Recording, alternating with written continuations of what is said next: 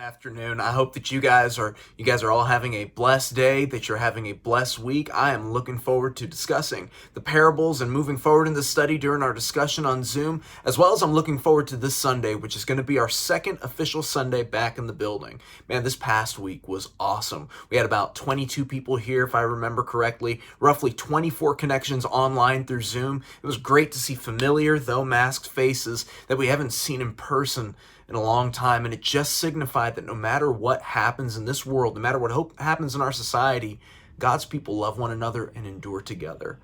We've been going through the parables these last several weeks, but we're going to go ahead and continue in this study in this video by looking at the next parable of Jesus found in Matthew chapter 21 and verse 33 through 46, the parable of the wicked tenants. So let's go ahead and read that, if you will. Matthew chapter 21, we're going to look at verse 33 to verse 46, and it reads, Verse 33, "Hear another parable.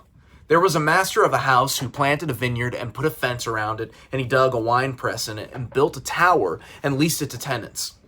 And he went into another country.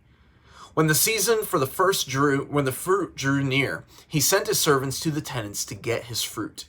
And the tenants took his servants and beat one, killed another, and stoned another. Again, he sent other servants, more than the first. And they did the same to them.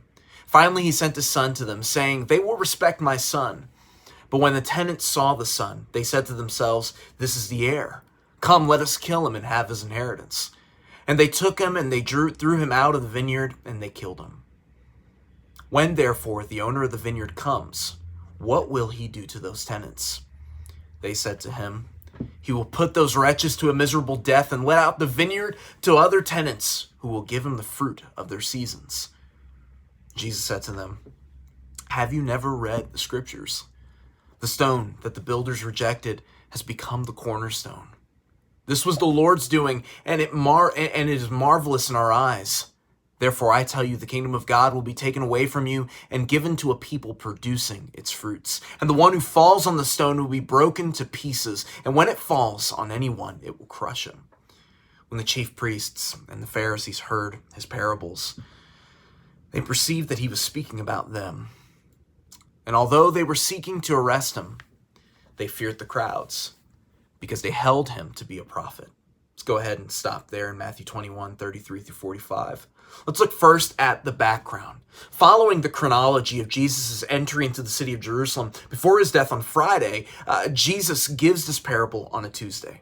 See, there's already been a ton of controversy that has happened so far. On Monday of this particular week, Jesus entered into the city of Jerusalem in chapter 21 as a humble king, stirring up the city as people questioned, "Who is this?" While others said, "This is the prophet Jesus from Nazareth of Galilee." That same day, you remember Jesus cleansed the temple of the money changers who were abusing the temple and the worshipers of the temple for their own profit. Jesus, that same day, rebuked the leaders. And Matthew tells us in chapter 21 and verse 15 that they were indignant, they were furious. Then the next day, the day that we're looking at, that Tuesday, the chief priests and the leaders, they questioned his authority. The Lord exposed their insincerity when he spoke the parable of the two sons that we talked about, remember last week, the one that we looked at. This parable that we're going to be studying today about the tenants or the wicked husbandmen is an extension of the parable that we studied last week. Now, let's go ahead and look at the narrative itself. So in this parable, there's a master who plants what? Well, he planted a vineyard. The Jewish nation as God's vineyard was a familiar prophetic picture. Jesus' allusion to this is clearly found in Isaiah 5 and verse 1 through 7. But what did he place in the vineyard? Jesus said, or rather around. He placed a fence around it. See, that fence could have been a hedge, which was a thick set of thorns designed to keep out wild boar and thieves, or a stone wall, which was also very common in Palestine. Now, in the midst of the vineyard, what did the master place? He placed a wine press. See, every vineyard had its wine press. The wine press had two troughs, either made from a rock hollowed out, or it was made of bricks. One trough was a little higher than the other and was connected with the lower one by a channel. Now the grapes, they were pressed in the higher trough, and the grape juice ran into the lower trough. Now what else does the master build in the midst of the vineyard that he's already built? It says a tower. See, towers served two purposes in vineyards. One was to be a watchtower, so they can watch for thieves as the grapes were ripening. But it was also very common in large farming estates in Palestine, which were owned by foreigners or wealthy Jews, to rent out these towers to poor Jewish farmers and employ them to work in the vineyard while he was away or while he was preoccupied with some other business venture. Now, this is what we see the towers used for here in Jesus' parable. It's a residence. So what does the master do next, rather, in this parable? Well, he leaves for another country. See, during this time in Palestine, many landowners would be absent from their property to tend to other businesses, collecting the rent from the tenants when the time was right, when the time would come. Now, the rent might be paid in any of three ways. It might be paid with money rent. It might be a fixed amount of the fruit, no matter what the crop might be, and it might be an agreed percentage of that crop. See, in recent Western society, we'd call this practice sharecropping. In the early 20th century and in the 1930s, my grandfather and his family, they were sugarcane sharecroppers. And now, going back to this setting, oftentimes when we see images of farming, country vineyards, they're serene scenes of people pitching in and working hard, seeing the fruit of their labor. But that's not the case for long in this parable. With the arrival of the harvest time, what does the landlord do? Well, he sends his servants to collect the tenant's portion that belongs to him. Should be a pretty easy transaction, right? Especially since the tenants agreed to those terms. But then this otherwise serene parable of the working class turns ugly. See, the unthinkable occurs. What happens? Jesus says that the tenants, they seized one of the servants, they killed another, they stoned another. And the landowner, though he continues to send servants to collect what is rightfully his, but the same thing happens to that second group that comes again, right? See, the countryside of Palestine under Roman rule was seething with economic unrest. The working people were discontented and they were rebellious. So what does the master do finally? Well, he sends his son.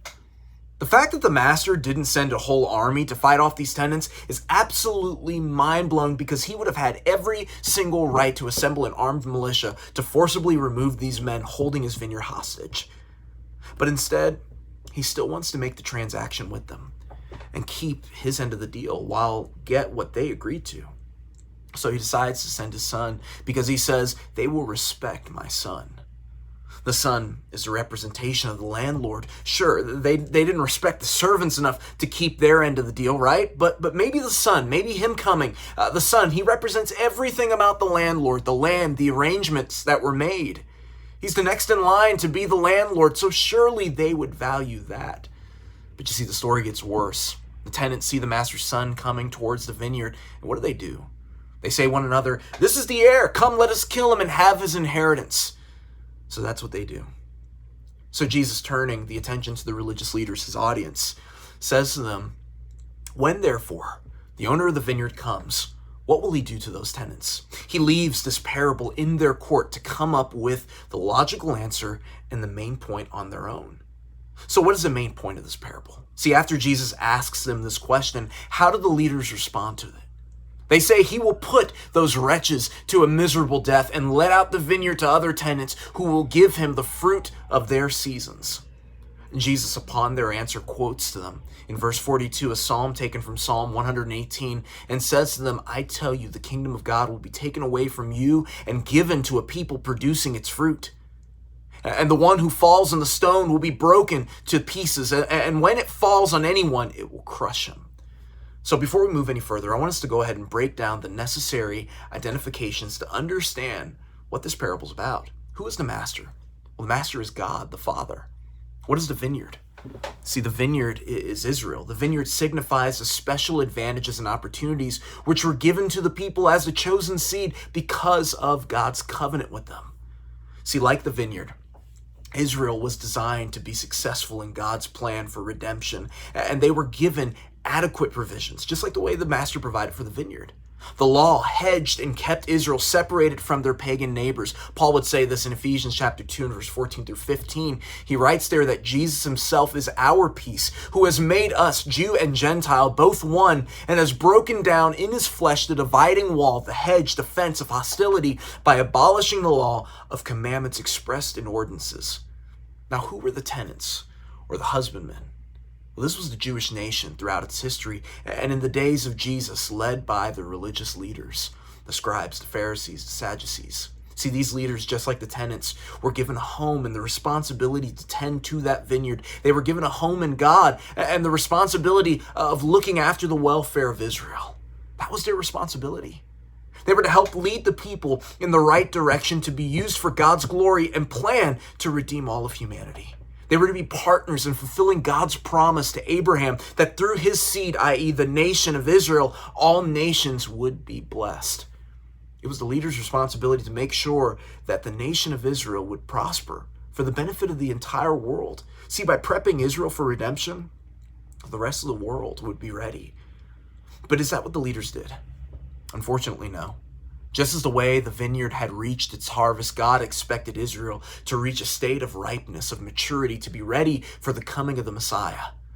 This is what the law of Moses was to help them do. Just like the way the master sent his servants to the vineyard, God sent prophets to the people to keep them doing what was designed for them and what was desired for them to do. Prophets like Elijah, Jeremiah, Ezekiel, John the Baptizer were all those whom God sent to help Israel be prepared.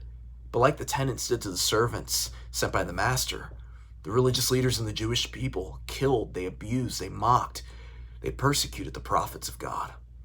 Jesus constantly drew parallels between the persecution of the prophets by Israel in the previous generations and the wicked Jewish leaders of his day. Matthew chapter 23 and verse 29 through verse 30, and Jesus in his woes to the Pharisees and scribes said, "Woe to you, scribes and Pharisees, hypocrites! For you build the tombs of the prophets, and you decorate the monuments of the righteous, saying, if we had lived in the days of our fathers, we would not have taken part with them in the shedding of the blood of the prophets. Thus you witness against yourselves that you are sons of those who murdered the prophets." And now you see the leaders in Jesus' day thought that they were different than those who persecuted the prophets in previous generations. But Jesus tells them in Matthew chapter 23 and in verse 34, he says to them, "I send you prophets and wise men and scribes, some of whom you will kill and you will crucify, and some you will flog in your synagogues and persecute from town to town, so that on you may come all the righteous blood shed on earth, from the blood of righteous Abel to the blood of Zechariah the son of Berechiah, whom you murdered between the sanctuary and the altar." See, they were no different. Stephen would even tell these religious leaders a few years later, remember he said to them in Acts chapter 7, "Which of the prophets did your fathers not persecute? And they killed those who announced beforehand the coming of the righteous one, whom you have now betrayed and murdered." And then, of course, in the same chapter, in Acts chapter 7, they kill Stephen for telling them the truth. And yet, despite this, just like the master sent multiple groups of servants to collect the fruits, God had been merciful time and time again with Israel, just desiring that they would keep their end of the covenant so he could fulfill his. For nearly 900 years between Elijah the prophet and John the baptizer, God was patient with Israel, sending prophet after prophet, calling them to be ready to be the covenant people God desired for them to be long before they were freed from Egypt. The same plan he had for them even when they were exiled in Babylon. And just like the way the master sent his son, God sent his son. Mark's account of this parable in Mark chapter 12 and verse 6 says that the master sent his one beloved son, sending him last of all. Notice the son is different from the servants in this parable. Likewise, Jesus isn't merely some prophet. He's the son and the exact imprint of Jehovah God himself. He is deity. He's the last and the final and the only way of God's efforts to reconcile man. See, the Hebrews writer would write in Hebrews chapter 10 and verse 26 that there no longer remains a sacrifice for sin. See, Christ is the only one, and there is nothing following after him. What's amazing here is that Jesus not only has told them what their hearts were like, or how they had failed in their responsibility to serve God and killed the prophets sent by God, but he gives them a chance to see him as the one God truly did send. And yet in a matter of days, they would lift him also to be murdered at their hands. Just like the way the tenants knew the son of the master was the heir, the Pharisees, the scribes, the high priests, the Sadducees, they all knew Jesus was who he said he was, that he was in fact the Messiah. You know, John 12 and verse 42 said many even of the leaders believed in him. But you see, they feared being put out of the synagogue.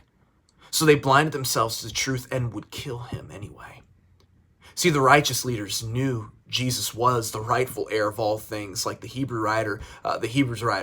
religious leaders did, like the Hebrews writer writes in Hebrews chapter 1 and verse 2. But like the tenants, they wanted that inheritance for themselves and envied Jesus. So Jesus asked them what should happen to these tenants because of what they did. What should the master do? The leaders who were in the parable of the tenants, or rather the leaders hearing this, they said they should be destroyed. It's a lot like when Nathan the prophet, remember when he came to David telling him a parable that revealed David's sin in 2 Samuel chapter 12. See, these leaders condemned themselves without realizing it in that moment. This is self-condemnation, which Jesus makes explicit as he foretells their judgment and their rejection. From their own mouths, they unwittingly admit their wrongdoing and deserved absolute punishment, and they couldn't take back those words. So Jesus informed them that the attitudes and the actions of the wicked tenants was a fulfillment of Old Testament prophecy. Psalm 118 verse 22 tells us that. Jesus was the rejected stone. He was a stone of stumbling to the Jews, a rock of offense to the Gentiles, as Peter wrote in 1 Peter chapter 2 and verse 8, and Paul wrote in 1 Corinthians chapter 1 and verse 23. Christ was also a tried stone and a precious stone who was tempted in all points, yet without sin. He was an elect stone according to the divine eternal purpose. He is the living stone raised from the dead and sustains us. And though he was rejected by men, he was made the cornerstone by God. See, the cornerstone, Jesus, blends together eternity, time, deity, humanity. Like a cornerstone gives strength to two walls, he's the bridge between the first covenant and the second. He strengthens together mercy and justice and brings together Jew and Gentile. See, this parable tells us of God's trust in human beings. God entrusted the leaders with his work. It also tells us of God's provision. The vineyard was fully equipped with everything they needed. God not only gave the leaders work, but he gave them the means to do it. It also tells us of God's patience.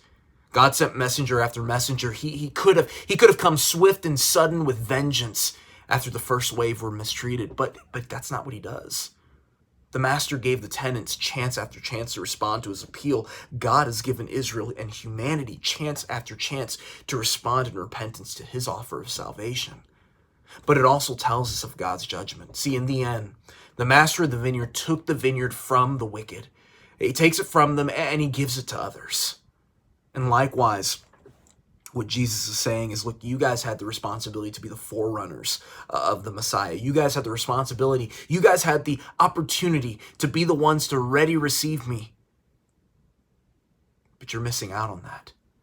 And you see, the Jewish people were supposed to be the people who were to uphold the law. They were supposed to be the people that not only were to uphold the law, but to show how the law bridged to the Messiah and thus ushered in a new covenant. Many of them refused to do that. And because of that, it would be individuals like the Gentiles, individuals who were thought unlikely, who would be the ones who would be taking the reins, who would be the ones who would be carrying forth the work of the Lord and be fulfilling the work in the vineyard.